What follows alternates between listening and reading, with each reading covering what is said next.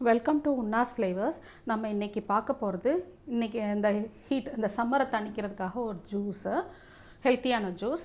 இது வந்து சொரக்காய் எடுத்திருக்கேன். நம்ம கை நீள அளவுக்கு இருந்துச்சு, அதில் பாதி சொரக்காய் எடுத்திருக்கேன். கொஞ்சம் கொத்தமல்லி, கொஞ்சம் புதினா, ஒரு ஃப்ளேவருக்கு.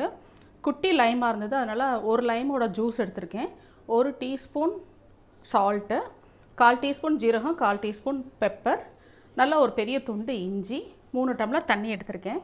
வேணும்னா கூட எடுத்துக்கலாம். அதுக்கப்புறம் நம்ம இப்போ எல்லாத்தையும் சேர்த்து அரைச்சி வடிகட்டிட்டு வேணுங்கிற அளவு தண்ணியை ஊற்றி பண்ண போகிறோம். நான் காட்டுறேன் அரைச்சிட்டு. இப்போ பாருங்கள், சொரக்காய், லைம், மல்லி, புதினா, சீரகம், மிளகு, லைம் ஜூஸ், சால்ட், இஞ்சி எல்லாத்தையும் போட்டு அரைச்சிட்டேன். தண்ணி இன்னும் 2 டம்ளர் ஊற்றினேன். அப்போ தான் அந்த டேஸ்ட் நல்லாயிருக்கு. இந்த ஃபார்மில் இருக்கணும்.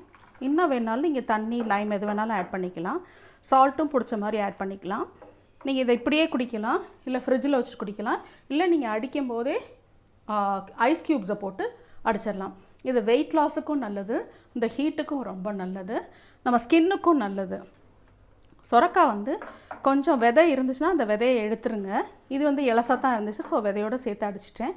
ஒன்றும் தெரியல, நல்லா வடிகட்டிட்டேன். டேஸ்டியாக இருக்குது. எல்லாருமே இதை ட்ரை பண்ணி பார்த்துட்டு உங்கள் ஃபீட்பேக்கை சொல்லுங்கள். அடுத்த ஃப்ரைடே இன்னொரு ரெசிபியோடு உங்களை நான் சந்திக்கிறேன். தேங்க்யூ.